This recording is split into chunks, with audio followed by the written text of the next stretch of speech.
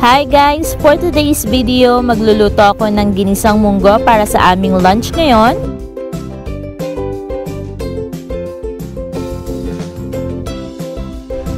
So, ang unang step na ginawa ko ay nagpakulo ako ng munggo para maging malambot na siya.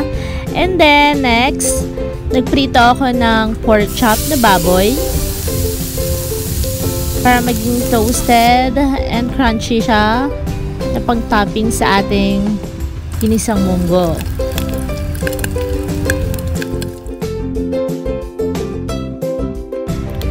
And then next naman ay ang tofu. Naglagay din ako ng tofu. And also mga baby shrimp or maliliit na hipon.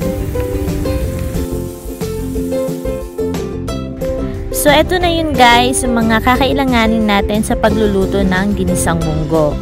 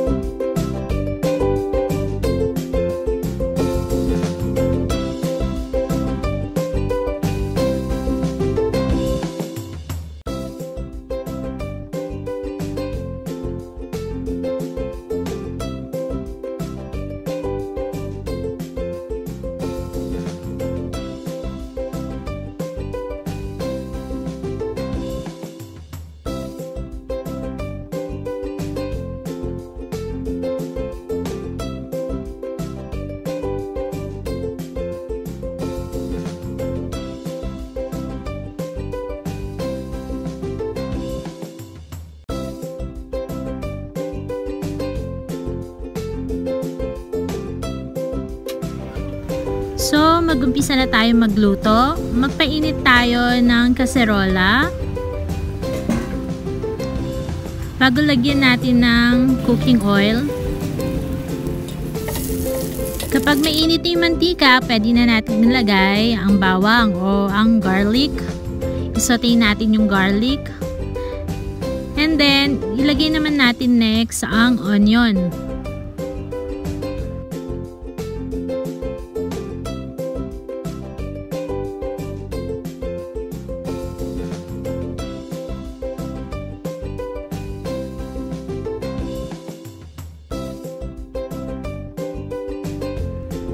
Next naman natin ilagay ay ang kamatis or tomatoes.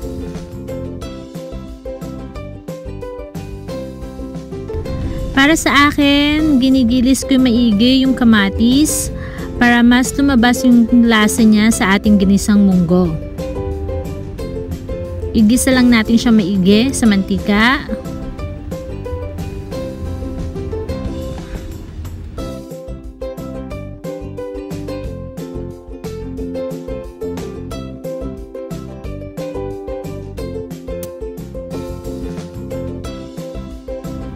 Kapag okay na siya, saka naman natin ilagay ang ating pinakuluang munggo.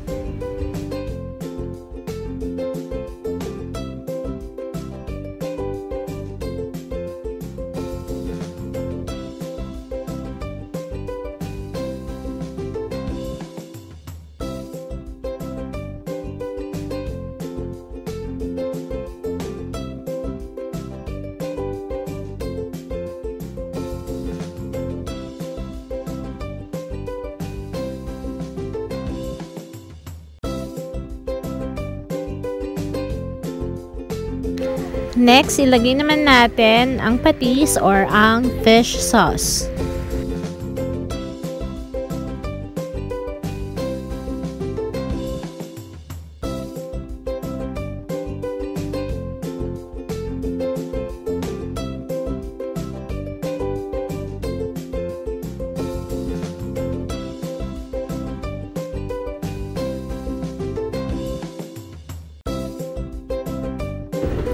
Halu-haluin lang natin siya and then saka naman natin ilagay ang maliliit na hipon.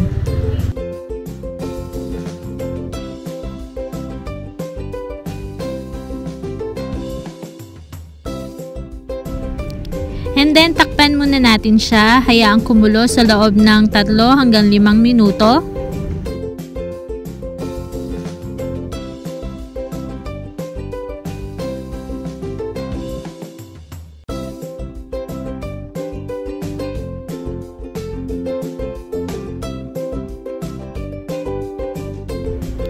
Sunod naman nating ilagay ang nor pork cubes para maging mas malasa ang ating ginisang munggo.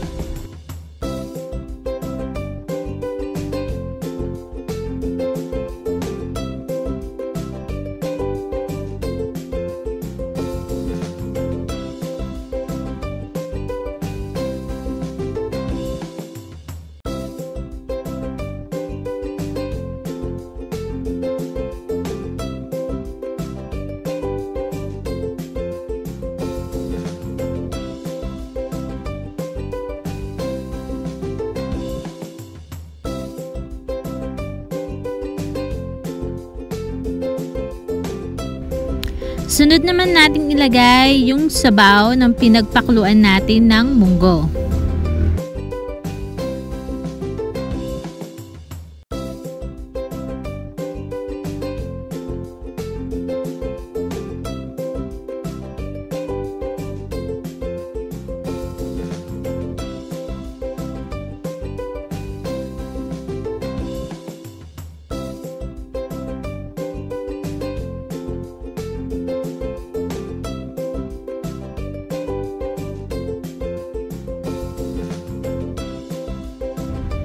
Next, pwede na natin ilagay yung ating pinaritong tofu and then yung ating pork chop.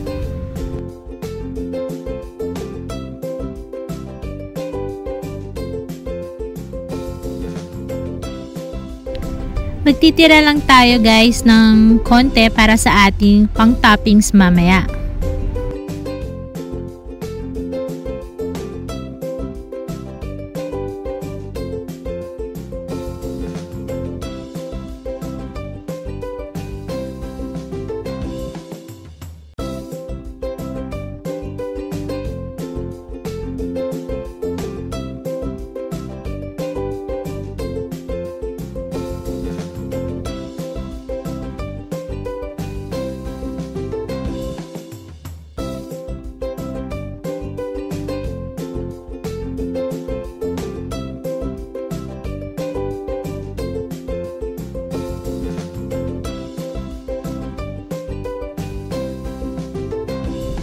Sa point na to, pwede na natin siyang tikman kung ano ang lasa na ating niluto.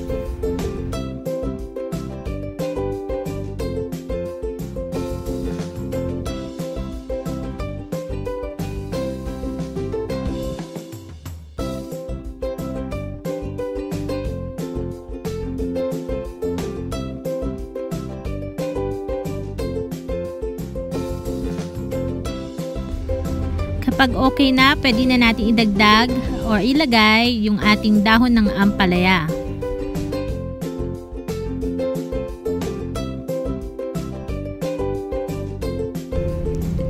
So tips guys, para hindi pumait yung ating ginisang munggo, hayaan lang natin sa ibabaw yung dahon ng ampalaya at kusang maluto.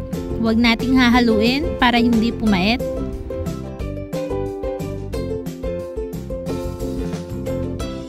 And then, takpan ulit natin at hayaang kumulo sa loob ng 2 hanggang 3 minuto.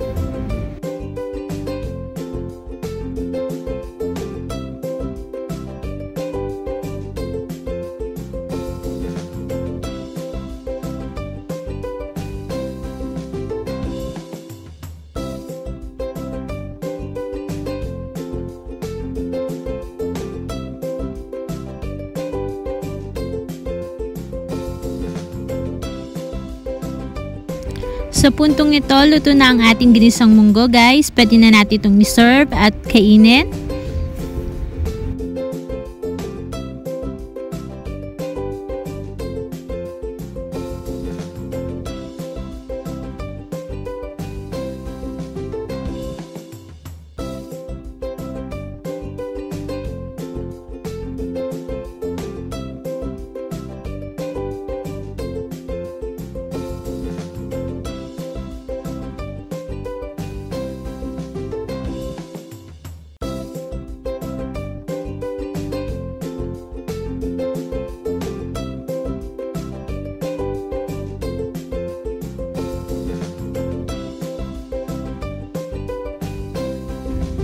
Tara guys, samahan nyo akong kumain at tikman ang ating niluto na ginisang munggo.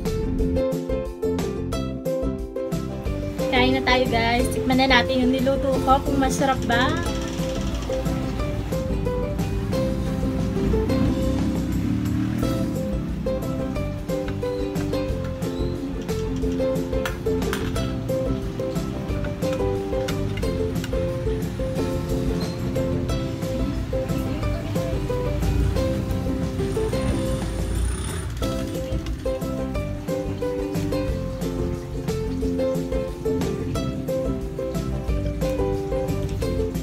Sarap guys, kumain.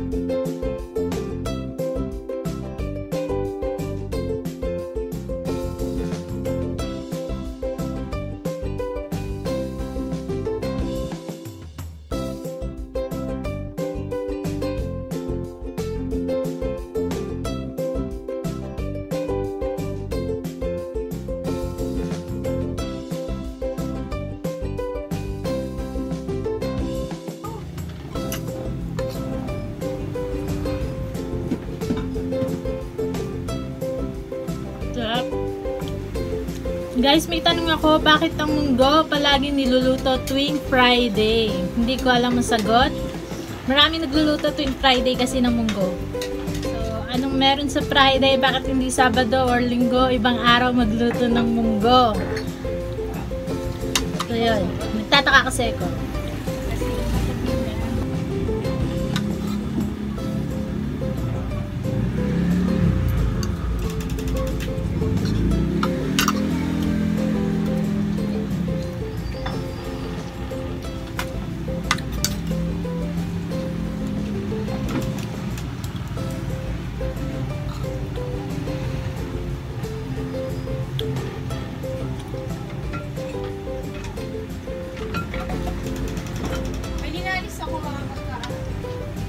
Sarap.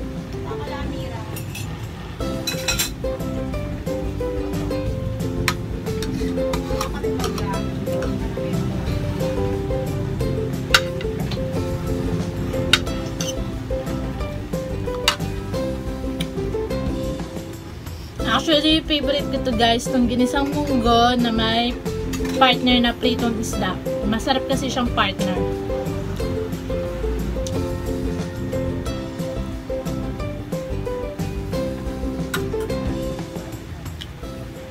Tsaka gusto ko lagi may hipon, tsaka tofu.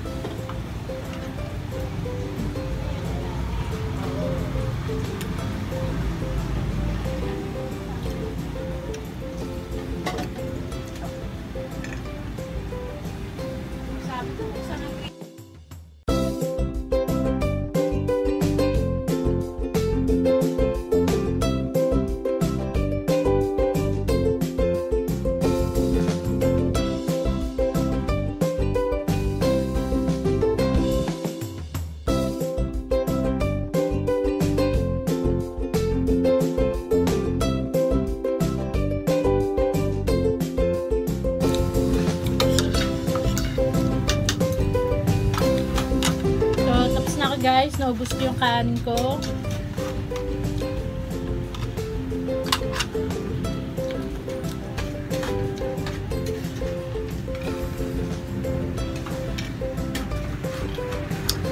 Sarap kumain, lalo na pag may juice. Pag may malamig na juice, sarap. I hope nagustuhan nyo itong video, itong niluto ko for today. And pwede nyo din siya gawin sa bahay ninyo, madali lang. So guys, kung may suggestion kayo, kung meron pa kayong gustong try ko na iluto, pwede kayo mag-leave ng suggestion sa comment box sa baba. Tatry ko kung kaya ko siyang lutuin at magawa sa next na video.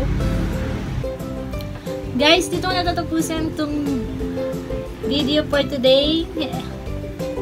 I need to say goodbye na ulit. So, magkita-kita tayo sa susunod na vlog ko pa or sa susunod na lulutuin ko pa, guys. Again, thank you guys for watching this video. Bye-bye!